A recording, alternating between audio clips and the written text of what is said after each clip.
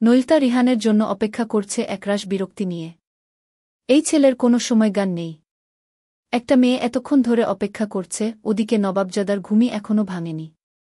নৈলতা call করতেই ঘুম গলায় বলল, এত ভোরবেলা কল দিয়েছিস কেন? তুই ঘড়িটা একবার দেখ, এরপর কথা বল। কিছুক্ষণ নীরবতা ওই প্রান্তে। এরপর আরেকবার গলাটা ভেসে এলো, আরে মাত্র তো 10:23 বাজে। রিহান, 11টায় হাদি স্যারের ক্লাস। তোর অ্যাসাইনমেন্ট করে এনেছিলাম। 11টার 5 মিনিট আগে তুই এসে না পৌঁছালে এটাকে আমি দেশলাই দিয়ে জ্বালিয়ে দেবগু। তুই সিগারেট ধরেছিস নাকি? উদ্ভট কথা কেন বলছিস? দেশলাই সাথে রাখছিস, তাই ভাবলাম গো। আমি জব্বারে আছি, করিম মামার দোকানের সামনে। দেশলাই পাওয়া আমার জন্য কোনো সমস্যা না। আমি পেট্রোলও জোগাড় করতে পারব। তোর অ্যাসাইনমেন্টের সাথে সাথে সেটা তোর মাথায়ও ঢেলে একটা কাঠি জ্বালবু। রিহান জানে এই মেয়ের মাথায় কিঞ্চিত ছিট আছে। ওর মাথায় পেট্রোল না ঢাললেও অ্যাসাইনমেন্ট যে রক্ষা পাবে না দেরি হলে, এই ব্যাপারে ওর কোনো সন্দেহ নেই। এবার ওই প্রান্তে রিহানের ব্যস্ততার আভাস পাওয়া গেল। এই না নীরু, আমি আসছি তো। এক্ষুনি বেরুচ্ছি তো। 10:55, মনে রাখিস। আরে আমি রেডি হব তো।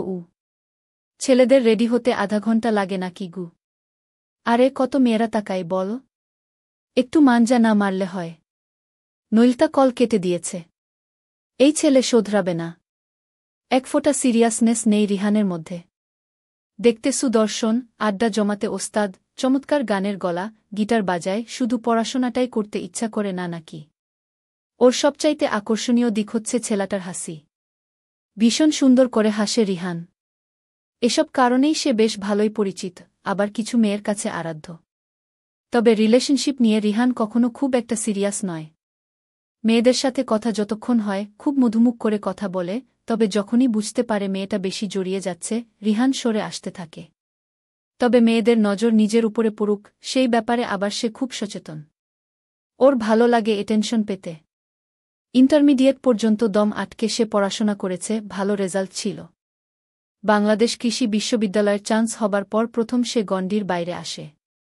মাকে দেখানোর জন্য যেটুকুও বা পড়াশোনা করত, নৈলতার সাথে বন্ধুত্ব হবার পর থেকে সেটুকুও ছেড়ে দিয়েছে। রিহানের ভরসার জায়গা নৈলতা। দুজনের আইডি নাম্বার পাশাপাশি। লেভেল 1-এর প্রথম সেমিস্টারে ওদের কোনো আলাপ হয়নি। কেবল নামে আর চেহারায় চিনত একে অপরকে। প্রথম সেমিস্টার ফাইনালের প্রথম পরীক্ষার দিন কথা হয় ওদের। নৈলতা নিজের জীবন আর লক্ষ্য নিয়ে অত্যন্ত সচেতন। তাই ক্লাসে রিহানের কথাবার্তা খুব বিরক্ত লাগত ওর। ফিশারিজ জুলজি পরীক্ষা খুব একটা ভালো হয়নি একজনেরও।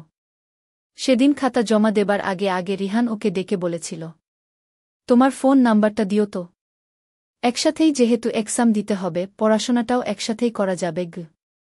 নৈলতা রাজি হয়েছিল। গ্রুপ স্টাডি করলে ভালোই হয়। টপিকগুলো মাথায় থাকে। সেই থেকে টুকিটাকি কথাবার্তা শুরু। আগে ক্লাসে ওকে বিরক্ত লাগত, ধীরে ধীরে সে বুঝতে পারে এই রিহান ছেলেটা আসলে এমনই। চলছে চলুক টাইপ। অগোছালো, ফুর্তিবাজ, কোনো লক্ষ্য উদ্দেশ্যহীন নৌকার মতো। এসবের কিছুই নৈলতার পছন্দ নয়, সে অত্যন্ত সিরিয়াস নিজের লক্ষ্যে। তবুও বন্ধুত্ব যে জমেছে তা রিহানের আকর্ষণীয় চেহারা আর এপিয়ারেন্সের জন্য নয়, রিহানের ভেতরে একটা ছোট্ট শিশু বাস করে, তার জন্য। এই ছেলের সহস্র ফাঁকিবাজি, ছেলেমানুষী আবদার নৈলতা মেনে নেয়। ভাবনায় ছেদ পড়ল নৈলতার। রিহান চলে এসেছে। যাক, এখনো অক্ষত আছে, জ্বালাসনি। নৈলতা ঘড়ি দেখল 3 মিনিট আগেই এসেছে রিহান। তবে সেজেগুজে আসতে ভুলেনি। দে আমার অ্যাসাইনমেন্ট, তোর উপরে ভরসা নেই গু।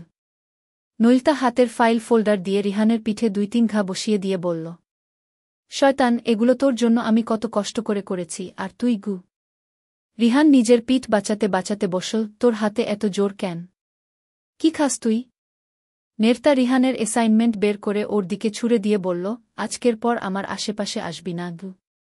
কোনোরকমে অ্যাসাইনমেন্টটা ধরে রিহান ছুটল নৈলতার পিছে। অবস্থা ব্যক্তিক। আজ বোধহয় ফাজলামোটা একটু বেশি হয়ে গেল কিনা। নীরু, আরে দাঁড়া না, তুই তো জানিস আমি এরকম। কেন রেগে যাস তবুও? এই গ। রেললাইন ধরে হাঁটছিল নৈলতা আর রিহান। আজ বেশ রৌদ্রোত্ত দিন। আকাশ ঝলমলে, গেল কিছুদিন টানা বৃষ্টি ছিল। তাই এই রোদটা খারাপ লাগছে না। সহনীয় মনে হচ্ছে। তোকে রাতে কল দিয়েছিলাম। নাম্বার বিজি ছিল। কখন এই তো 9টার দিকে হবে হয়তো। রিহান বলল, ও হিদি ফোন দিয়েছিল। কথা বলছিলাম ওর সাথে। কোন হিদি? আরে ওই যে ডিভিএম এর মেয়েটা, চশমা পরে, চিনিস তো? তোর হলেই থাকে। আচ্ছা, কোন হলে থাকে তাও মুখস্থ? কয় তালায় থাকে? রুম নম্বর জানিস? 300 কত যেন বলল। ভুলে গেছি। চিনছিস তো, তাই না? হ্যাঁ। তা কি আলাপ হলো? ওই আর কি, আমার সম্পর্কে জানতে আগ্রহী। মেয়েটাকে একটু অন্যরকম মনে হলো। তা নিজেকে জানালি, সূক্ষ্ম একটা ঈর্ষার কাটা নইল তাকে খোঁচাতে লাগল কেন যেন। রিহান তো সবসময় এমন, তবুও আজ হঠাৎ ওর এমন লাগছে কেন? হয়তো কিঞ্চিত মুগ্ধতার আভাস পেয়েছে বলে।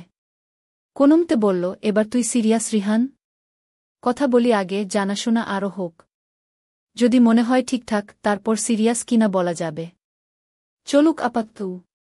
নৈরতার কিছুই ভালো লাগছে না। সে বলল, আমি হলে যাই আজ। মাথাটা ব্যথা করছে। সে কি মাথা ব্যথা? চল আগে চা খাবি, এরপর হেলথ সেন্টারে গিয়ে ডক্টর দেখাবি, আগে ওষুধ নিয়ে এরপর হলে যাবি। এসবের দরকার নেই। আমি যাই। যাই বললেই হলো নাকি? তুই নিজের দিকে খেয়াল রাখবি না? চল।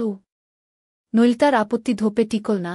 অগত্যা রিহান সাথে থেকে সমস্ত প্রসিডিওর শেষ করে ওকে হোলের সামনে দিয়ে গেল। নৈলতা হোলের গেটের সামনে দাঁড়িয়ে রইল, রিহানের যাওয়া দেখল।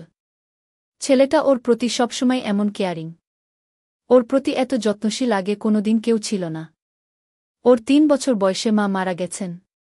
ওর বাবা এরপর আরেকটা বিয়ে করেছেন। টাকা দিয়ে তিনি দায়িত্ব পালন করেন, অসুস্থ হলে ডাক্তার দেখান, কিন্তু ভালোবেসে দুটো কথা, পাশে বসে মাথায় হাত বুলিয়ে দেয়া, এসব স্নেহ কখনো পায়নি সে। রিহানকে সে বোধহয় ভালোবেসে ফেলেছে। কিন্তু ছেলেটা সম্পর্কের ব্যাপারে একেবারেই সিরিয়াস নয়। কোনো কিছুর প্রতিই নয়। একটা ভুল মানুষের জন্য এমন প্রগা অনুভূতি কেন জমছে ওর? এর কি আদৌ কোনো পরিণতি আছে? জেনে শুনে বিষপান করেছে সে? না, নিজেকে সামলে নিতে হবে। চলবে।